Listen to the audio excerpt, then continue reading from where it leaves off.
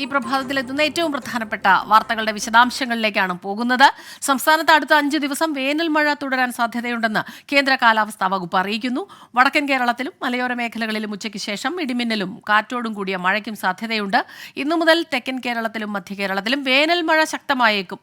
പത്തനംതിട്ട, ഇടുക്കി ജില്ലകളിൽ ഇന്ന് yellow alert പ്രഖ്യാപിച്ചിട്ടുണ്ട്. 8 ജില്ലകളിലാണ് ഉയർന്ന താപനില മുന്നറിയിപ്പുള്ളത്. സംസ്ഥാനത്ത് മുടങ്ങിയ ഡ്രൈവിംഗ് ടെസ്റ്റുകൾ വീണ്ടും തുടങ്ങാൻ ശ്രമങ്ങൾ ഊർജിതമാക്കി മോട്ടോർ വാഹന വകുപ്പ്. മന്ത്രി കെ ബി ഗണേഷ് കുമാർ വിദേശത്തു നിന്ന് തിരിച്ചെത്തിയതിനു ശേഷം ഡ്രൈവിംഗ് സ്കൂൾ സംഘടനാ നേതാക്കളുമായി കൂടിക്കാഴ്ചയുണ്ടാകും. CPIയും തന്നെ ഗതാഗത മന്ത്രിക്കെതിരെ പരസ്യ നിലപാട് എടുത്തതിനു പിന്നാലെയാണ് കൂടിക്കാഴ്ച എന്നത് ശ്രദ്ധേയമാണ്. ഡ്രൈവിംഗ് സ്കൂൾ ഉടമകളുടെ പ്രതിഷേധം തണുപ്പിക്കാൻ മന്ത്രി കെ ബി ഗണേഷ് കുമാർ എന്ത് പോംവഴി നിർദ്ദേശിക്കും എന്നാണ് അറിയാനുള്ളത്. സമരം തുടരാനാണ് സംഘടനകളുടെ തീരുമാനം. എന്നാൽ ഡ്രൈവിംഗ് ടെസ്റ്റ് നിർത്തിവെക്കാൻ ഗതാഗത വകുപ്പും തയ്യാറല്ല. സ്വന്തം വാഹനത്തിൽ എത്തുന്നവരുടെ ടെസ്റ്റ് നടത്തുമെന്ന നിലപാടിലാണ് മോട്ടോർ വാഹന വകുപ്പ്. തിരുവനന്തപുരം മേയറും KSRTC ഡ്രൈവറും തമ്മിൽ തർക്കമുണ്ടായതിനു പിന്നാലെ ബസ്സിലെ മെമ്മറി കാർഡ് കാണാതായ കേസിൽ ഡ്രൈവർ LH യദുവിന്റെ മൊഴി വിശദമായി പരിശോധിക്കാൻ പോലീസ്. മൊഴികളിൽ വൈരുദ്ധ്യമുള്ള സാഹചര്യത്തിലാണ് ഈ തീരുമാനം. ശാസ്ത്രീയ പരിശോധനാ ഫലം ലഭിച്ചതിനു ശേഷം അറസ്റ്റ് ഉൾപ്പെടെയുള്ള നടപടികളിലേക്ക് കടന്നേക്കും. ഇന്നലെയാണ് driver LH Yadu, conductor Subin, station master Lal Sajeev എന്നിവരുടെ മൊഴി പോലീസ് രേഖപ്പെടുത്തിയത്.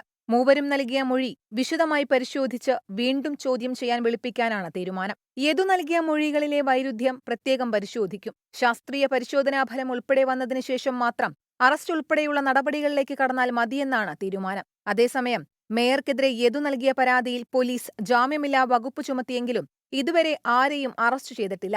പരമാവധി തെളിവ് ശേഖരിച്ച ശേഷം ഈ കേസിലും അറസ്റ്റിലേക്ക് കടന്നാൽ മതിയെന്നാണ് നിലവിലെ തീരുമാനം. സംഭവത്തിൽ KSRTC നടത്തുന്ന ആഭ്യന്തര അന്വേഷണം പുരോഗമിക്കുകയാണ്.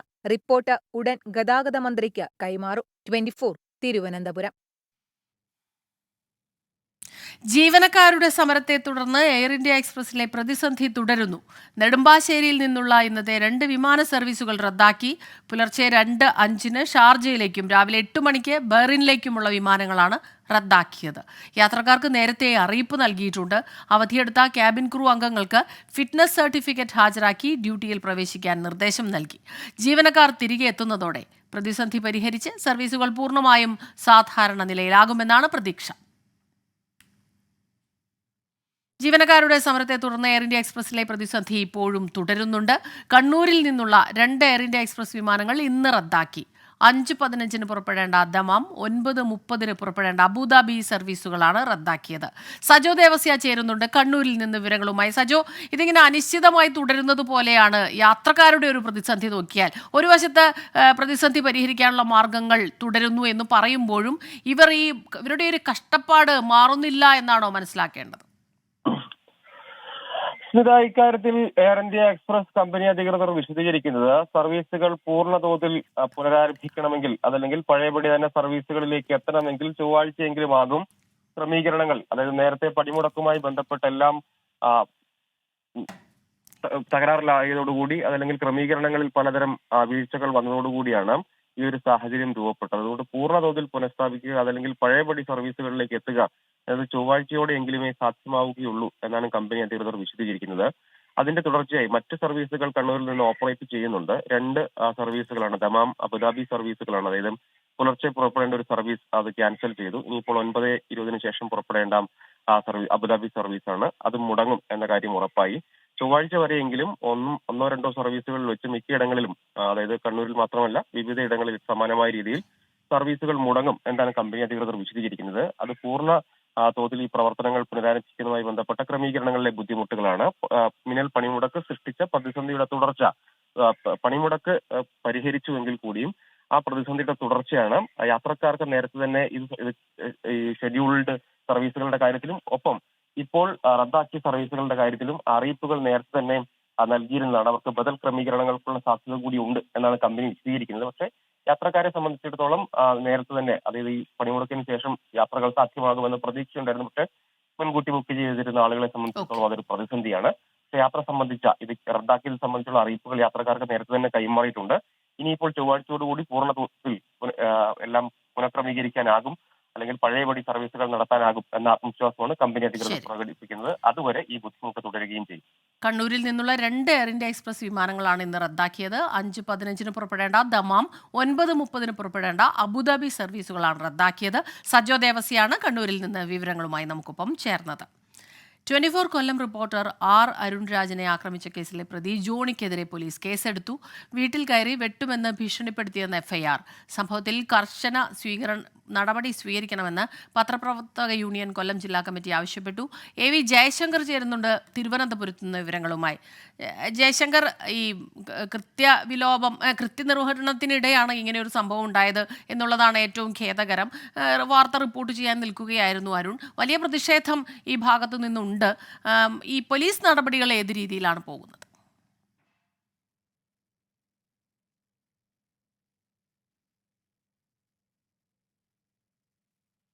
AV ജയശങ്കർ ഈ വാർത്തയുടെ വിവരങ്ങളുമായി നമുക്ക് ചേരുമെന്നാണ് മനസ്സിലാക്കുന്നത്.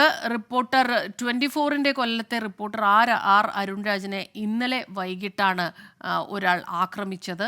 ലൈവ് റിപ്പോർട്ട് ചെയ്യാൻ നിൽക്കുമ്പോഴായിരുന്നു ഈ ആക്രമണം ഉണ്ടായത്. പ്രതി ജോണിക്കെതിരെ പോലീസ് കേസെടുത്തിട്ടുണ്ട്. വീട്ടിൽ കയറി വെട്ടും എന്ന് ഭീഷണിപ്പെടുത്തും എന്നാണ് FIR ഉള്ളത്. ജയശങ്കർ ചേരുന്നുണ്ട്. ജയശങ്കർ, കേൾക്കാമെങ്കിൽ ഈ പോലീസ് നടപടി ഏത് രീതിയിൽ പുരോഗമിക്കുന്നു?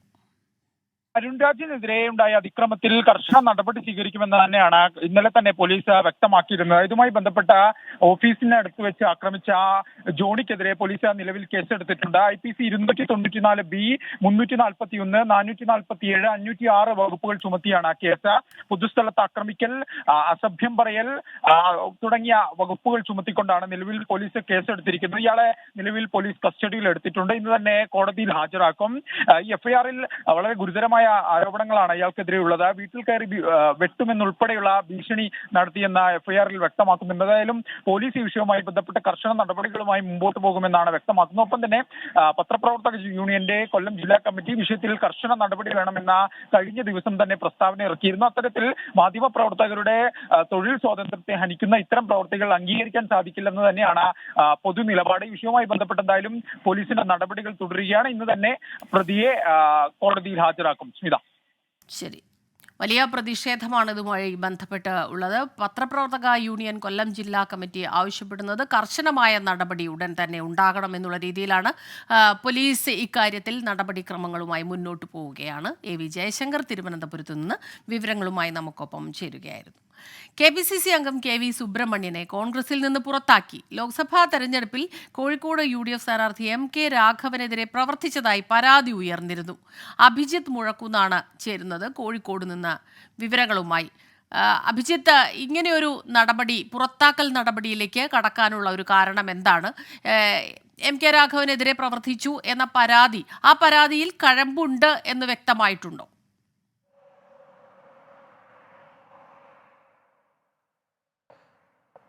തീർച്ചയായും സ്മിത, UDF ഭരിക്കുന്ന ചേവായൂർ ബാങ്കിന്റെ ഭരണസമിതിയുമായി ബന്ധപ്പെട്ട് ചില പ്രശ്നങ്ങളുണ്ടായിരുന്നു. ലോക്സഭാ തെരഞ്ഞെടുപ്പ് നടക്കുന്നതിന് തൊട്ട് മുൻപാണ് ഈ ഭരണസമിതിയുമായി ബന്ധപ്പെട്ട് തർക്കം നിലനിൽക്കുകയും അതിനെ തുടർന്ന് സസ്പെൻഡ് ചെയ്യപ്പെട്ട ചില കോൺഗ്രസ് നേതാക്കളും ഒന്നിച്ച് ഈ ബാങ്കിന്റെ തന്നെ മുൻ ഡയറക്ടറായ KV സുബ്രഹ്മണ്യം ഒരു വാർത്താ സമ്മേളനം വിളിച്ചു ചേർത്തത്. അതിൽ അദ്ദേഹം താൻ പാർട്ടിയുടെ എല്ലാ സ്ഥാനങ്ങളിൽ നിന്നും രാജിവെക്കുന്നതായും അറിയിച്ചിരുന്നു. ഇതിന് പിന്നാലെ ഈ ലോക്സഭാ തെരഞ്ഞെടുപ്പുമായി ബന്ധപ്പെട്ട് UDF-നുള്ളിൽ തന്നെ ചില വിഭാഗീയതകൾ ഉണ്ടാക്കാൻ KV സുബ്രഹ്മണ്യൻ ശ്രമിക്കുന്നു എന്ന തരത്തിലുള്ള ആരോപണം ഈ UDF സ്ഥാനാർത്ഥി MK രാഘവൻ തന്നെ ഉന്നയിച്ചിരുന്നു. അദ്ദേഹം KPCC-യുടെ നേതൃസമിതി യോഗത്തിലും ഇക്കാര്യം ഉന്നയിച്ചിരുന്നു. ഇതിന് പിന്നാലെയാണ് ഇത്തരത്തിലൊരു നടപടിയിലേക്ക് KPCC നീങ്ങിയിരിക്കുന്നത്. അദ്ദേഹത്തിന്റെ രാജി, ഈ സ്ഥാനങ്ങളിൽ നിന്നുള്ള പാർട്ടി സ്ഥാനങ്ങളിൽ നിന്നുള്ള അദ്ദേഹത്തിന്റെ രാജി നിലവിൽ KPCC അംഗീകരിക്കുന്നു. ഒപ്പം തന്നെ പാർട്ടിയുടെ പ്രാഥമിക അംഗത്വത്തിൽ നിന്ന് അദ്ദേഹത്തെ പുറത്താക്കുന്നതായും നിലവിൽ വ്യക്തമാക്കിയിട്ടുണ്ട്. ഞാൻ സൂചിപ്പിച്ചതുപോലെ തന്നെ സമൂഹ മാധ്യമങ്ങളിലും KPCC-യുടെ നേതൃയോഗത്തിലും തന്നെ ഇദ്ദേഹത്തിനെതിരെ, KV സുബ്രഹ്മണ്യത്തിനെതിരെ രൂക്ഷമായ വിമർശനമാണ് MK രാഘവൻ ഉന്നയിച്ചത്. ഇതിന്റെ അടിസ്ഥാനത്തിലാണ് ഇത്തരത്തിലൊരു നടപടിയിലേക്ക് KPCC കടന്നിരിക്കുന്നത്. അഭിജിത്ത് മുഴക്കുന്നാണ് കോഴിക്കോട് നിന്ന് ഈ വാർത്തയുടെ വിശദാംശങ്ങളുമായി നമുക്കൊപ്പം ചേർന്നത്. ലോക്സഭാ തെരഞ്ഞെടുപ്പിന്റെ 4ാം ഘട്ട വോട്ടെടുപ്പ് മറ്റന്നാളാണ്. 10 സംസ്ഥാനങ്ങളും ഒരു കേന്ദ്രഭരണ പ്രദേശവും ഉൾപ്പെടെ 96 മണ്ഡലങ്ങളിലെ വോട്ടേഴ്സ് വിധിയെഴുതും. ആന്ധ്രാപ്രദേശ്, തെലങ്കാന, പശ്ചിമ ബംഗാൾ, ഉത്തർപ്രദേശ്, ജാർഖണ്ഡ് സംസ്ഥാനങ്ങളിൽ തെരഞ്ഞെടുപ്പ് 4ാം ഘട്ടത്തിലാണ്. ബീഹാർ, ജമ്മു കശ്മീർ, മധ്യപ്രദേശ്, മഹാരാഷ്ട്ര, ഒഡീഷ സംസ്ഥാനങ്ങളിലെ ലോക്സഭാ മണ്ഡലങ്ങളിലും മറ്റന്നാളാണ് വോട്ടെടുപ്പ്. രാവിലെ 7 മണി മുതൽ വൈകിട്ട് 5 മണി വരെയാണ് വോട്ടെടുപ്പ്. മദ്യനയ അഴിമതി കേസിൽ ഇടക്കാല ജാമ്യം ലഭിച്ച അരവിന്ദ് കെജ്രിവാൾ ഇന്നു മുതൽ പ്രചാരണത്തിനിറങ്ങും. രാവിലെ 11 മണിക്ക് ഹനുമാൻ ക്ഷേത്രത്തിൽ ദർശനം നടത്തുന്ന കെജ്രിവാൾ ഉച്ചയ്ക്ക് 1 മണിയോടെ ആം ആദ്മി പാർട്ടി ആസ്ഥാനത്ത് പ്രവർത്തകരെ അഭിസംബോധന ചെയ്യും. വൈകിട്ട് സൗത്ത് ഡൽഹി മണ്ഡലത്തിലാണ് അരവിന്ദ് കെജ്രിവാളിന്റെ റോഡ് ഷോ. നിതിൻ അംബുജൻ ചേരുന്നുണ്ട് ഡൽഹിയിൽ നിന്ന് വിവരങ്ങളുമായി. നിതിൻ, ഇന്നലെ വൈകിട്ട് കെജ്രിവാൾ ജയിലിന് പുറത്തിറങ്ങിയപ്പോൾ മുതലുള്ള ആവേശം, പ്രവർത്തകരുടെ അണികളുടെ ആവേശം അണമുറിയാതെ അതങ്ങനെ ഒഴുകുകയാണ്. ഇന്നിപ്പോൾ ഏത് രീതിയിലാണ് കാര്യപരിപാടികളൊക്കെ തീരുമാനിച്ചിട്ടുള്ളത്? തെരഞ്ഞെടുപ്പ് പ്രചാരണത്തിന് ഇന്നിറങ്ങുകയാണോ കെജ്രിവാൾ?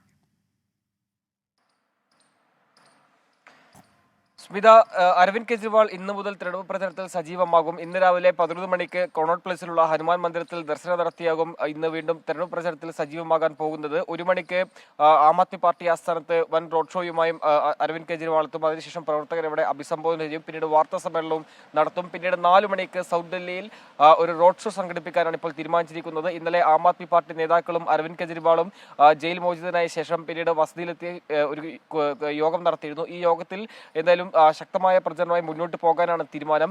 ഇന്നത്തെ റോഡ് ഷോയിൽ പഞ്ചാബ് മുഖ്യമന്ത്രി ഭഗവന്ത് മന്നും അതോടൊപ്പം തന്നെ മുതിർന്ന നേതാക്കളടക്കം പങ്കെടുക്കും. പഞ്ചാബ് കൂടാതെ ഹരിയാന, ഡൽഹി അടക്കമുള്ള 3 സംസ്ഥാനങ്ങളിൽ പ്രചരണം ശക്തമാക്കി മുന്നോട്ട് പോകാനാണ് തീരുമാനം. നമുക്കറിയാം, അരവിന്ദ് കെജ്രിവാൾ ജയിലിലെ ഘട്ടത്തിൽ സുനിത കെജ്രിവാളാണ് അരവിന്ദ് കെജ്രിവാളിന്റെ പ്രചരണമെല്ലാം തന്നെ ഏറ്റെടുത്തുകൊണ്ട് മുന്നോട്ട് പോയത്. എന്നാൽ സുനിത കെജ്രിവാളിനൊപ്പം ഇപ്പോൾ അരവിന്ദ് കെജ്രിവാളും രംഗത്ത് വരികയാണ്. നമുക്കറിയാം, ഡൽഹിയിലെ കഴിഞ്ഞ ഏതാനും ദിവസങ്ങൾ മുമ്പ് നടന്ന ഈ റോഡ് ഷോയിൽ വലിയ തരത്തിലുള്ള പങ്കാളിത്തം സുനിത കെജ്രിവാളിന്റെ റോഡ് ഷോയ്ക്ക് ലഭിച്ചിരുന്നു. സമാനമായ നിലയിൽ തന്നെ അരവിന്ദ് കെജ്രിവാളിന്റെ റോഡ് ഷോയ്ക്കും ഇനിയുള്ള ദിവസങ്ങളിൽ വലിയ ജനപങ്കാളിത്തം ഉണ്ടാകുമെന്നാണ് ആം ആദ്മി പാർട്ടിയുടെ വിലയിരുത്തൽ. പ്രത്യേകിച്ചും പ്രതിപക്ഷ പാർട്ടികൾക്ക് നേരെ കേന്ദ്ര ഏജൻസികളുടെ വേട്ടയാടൽ എന്ന ഒരു രാഷ്ട്രീയ പ്രചരണം ശക്തമായി മുന്നോട്ട് പോകുന്നതിനിടെയാണ് ഇപ്പോൾ സുപ്രീം കോടതിയുടെ ഭാഗത്തും ഇടക്കാല ജാമ്യം ലഭിച്ചിരിക്കുന്നത്. അതിന്റെ ആത്മവിശ്വാസം പ്രവർത്തകർക്കും അതോടൊപ്പം തന്നെ ഡൽഹിയിലെ 7 ലോക്സഭാ സീറ്റുകൾ തിരിച്ചു ലഭിക്കുമെന്നൊരു പ്രതീക്ഷ ഇന്ത്യ സഖ്യത്തിനുണ്ട്. എന്തായാലും ഇന്ത്യ സഖ്യത്തിന് ഏറ്റവും കരുത്താർജിക്കുന്ന ഒരു ദിവസമായിരുന്നു ഇന്നലെ. അരവിന്ദ് കെജ്രിവാളിന്റെ ജാമ്യം ലഭിച്ചത് തന്നെ കൃത്യമായ രാഷ്ട്രീയ പ്രചരണമായി തന്നെ മുന്നോട്ട് കൊണ്ടുപോകാനാണ് തീരുമാനം. നമുക്കറിയാം, സഞ്ജയ് സിംഗ് ജാമ്യം ലഭിച്ച ഘട്ടത്തിലടക്കം വലിയ സ്വീകരണം സഞ്ജയ് സിംഗിന് നൽകിയിരുന്നു. സമാനമായ ഒരു സ്വീകരണമാണ് ഇന്നലെ തിഹാർ ജയിലിൽ നിന്ന് വസതിയിലേക്ക് എത്തിയ അരവിന്ദ് കെജ്രിവാൾ ലഭിച്ചത്. വഴിനീള പ്രവർത്തകർ അരവിന്ദ് കെജ്രിവാളിനെ സ്വാഗതം ചെയ്തു, പടക്കം പൊട്ടിച്ചും മധുരം വിതരണം ചെയ്തും അരവിന്ദ് കെജ്രിവാളിനെ വരവേറ്റു. എന്തായാലും ഒരു മാസ് റീ എൻട്രി ഇന്ന് ഉണ്ടാകുമെന്നാണ് ആം ആദ്മി പാർട്ടി കേന്ദ്രങ്ങൾ ഈ അരവിന്ദ് കെജ്രിവാളിന്റെ റോഡ് ഷോയെ വിലയിരുത്തുന്നത്. ശരി, നിതിൻ അബുജനാണ് വിവരങ്ങളുമായി നമുക്കൊപ്പം ഡൽഹിയിൽ നിന്നും ചേർന്നത്. ആം ആദ്മി പാർട്ടിക്കും ഇന്ത്യ മുന്നണിക്കും വർദ്ധിത ഊർജ്ജം നൽകുന്നതാണ് ഡൽഹി മുഖ്യമന്ത്രി അരവിന്ദ് കെജ്രിവാളിന്റെ ജാമ്യം. പുറത്തിറങ്ങിയ കേജ്രിവാൾ ഇന്നു മുതൽ പ്രചാരണ രംഗത്ത് നിറയും. കേജ്രിവാൾ അഗ്നിശുദ്ധി വരുത്തിയെന്ന് മുൻനിർത്തി പ്രചാരണം സജീവമാക്കാനുള്ള പദ്ധതിയാണ് ആം ആദ്മിയുടേത്.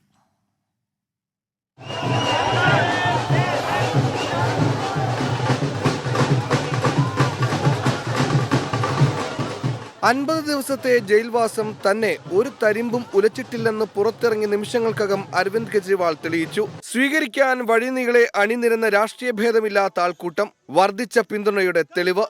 9 നോട്ടീസുകളും അവഗണിച്ച് ഇടിക്ക് മുന്നിൽ പോകാൻ മടിച്ചു നിന്നതിനേക്കാൾ ഏറെ കരുത്തനാണ് ജയിലിൽ നിന്നും ഇറങ്ങിയ കെജ്രിവാൾ.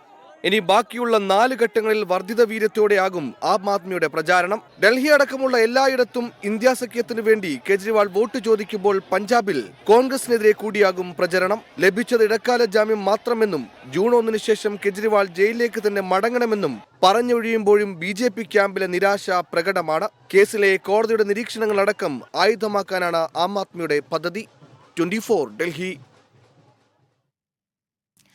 മധ്യപ്രദേശിലെ രത്ലം ലോക്സഭാ മണ്ഡലത്തിൽ 2 കുടുംബങ്ങളുടെ പോരാട്ടമാണ്. മുൻ കേന്ദ്രമന്ത്രി കാന്തിലാൽ ഭൂരിയാണ് ഇവിടുത്തെ കോൺഗ്രസ് സ്ഥാനാർത്ഥി. മധ്യപ്രദേശ് വനം മന്ത്രി നഗർസിംഗ് ചൌഹാന്റെ ഭാര്യ അനിത ചൌഹാനാണ് BJP സ്ഥാനാർത്ഥി.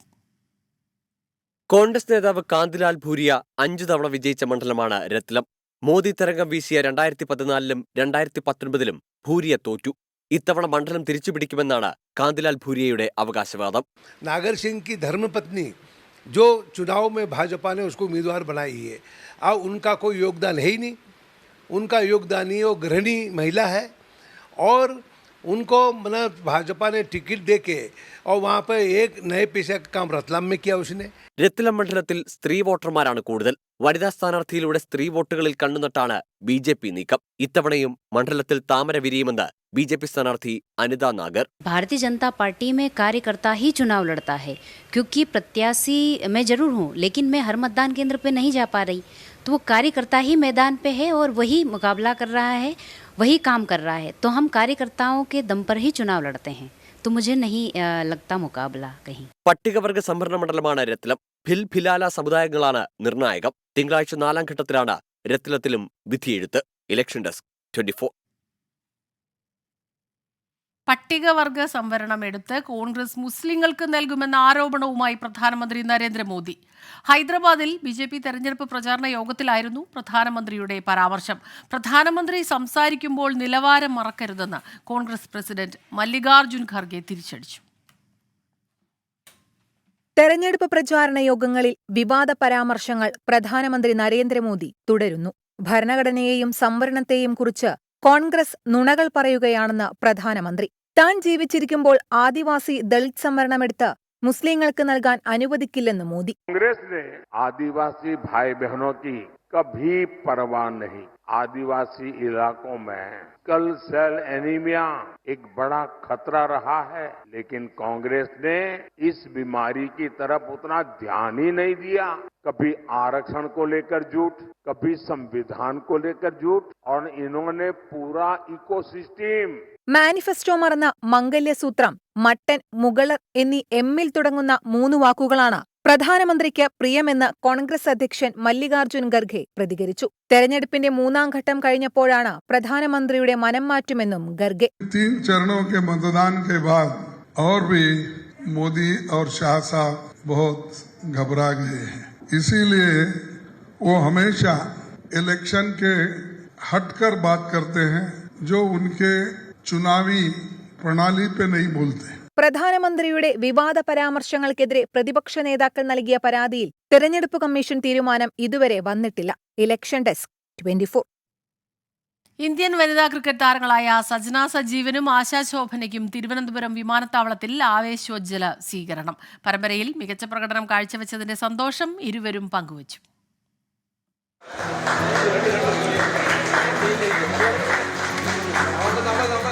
പരമ്പര നേടി ഇന്ത്യൻ വനിതാ ടീമിലെ മലയാളി താരങ്ങളെ കേരള ക്രിക്കറ്റ് അസോസിയേഷൻ തിരുവനന്തപുരം വിമാനത്താവളത്തിൽ പൂച്ചെണ്ടുകൾ നൽകിയാണ് വരവേറ്റത്.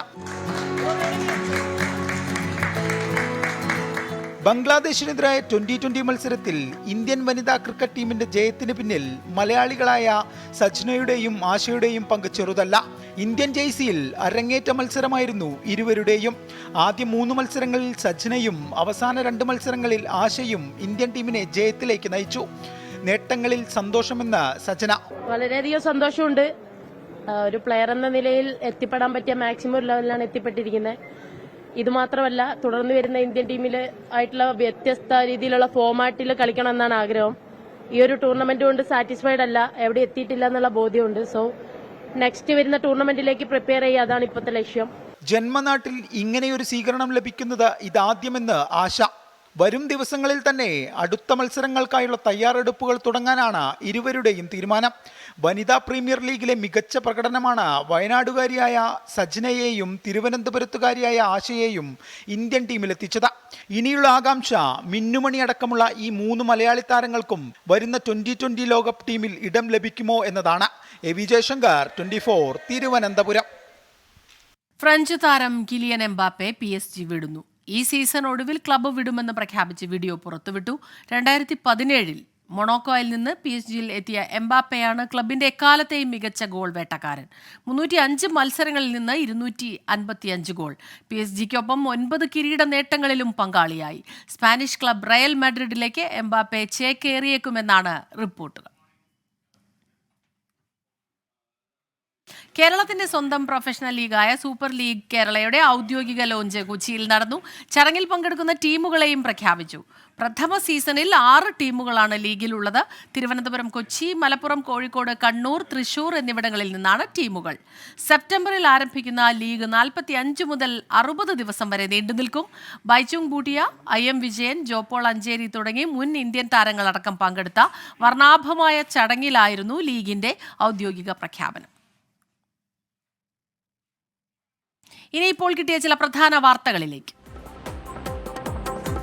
എറണാകുളം വേങ്ങൂർ ഗ്രാമപഞ്ചായത്തിൽ മഞ്ഞപ്പിത്ത ബാധിതരുടെ എണ്ണം 150 കടന്നതോടെ പ്രതിരോധ പ്രവർത്തനങ്ങൾ ഊർജിതം. രോഗബാധ വാട്ടർ അതോറിറ്റിയുടെ കുടിവെള്ള സ്രോതസ്സിൽ നിന്നാണെങ്കിൽ ശക്തമായ നടപടി ഉണ്ടാകുമെന്ന് ജില്ലാ കളക്ടർ. കുവൈത്തിൽ ദേശീയ അസംബ്ലി പിരിച്ചുവിട്ടു. തീരുമാനം പുറപ്പെടുവിച്ച് കുവൈത്ത് അമീർ. ഭരണഘടനയുടെ ചില ആർട്ടിക്കിളുകൾ റദ്ദാക്കി. റഫേൽ കനത്ത ആക്രമണം തുടർന്ന ഇസ്രായേൽ. ഗസയിൽ ഇന്ധനക്ഷാമം രൂക്ഷം. മോർണിംഗ് ന്യൂസ് ഇവിടെ പൂർണ്ണമാകുന്നു.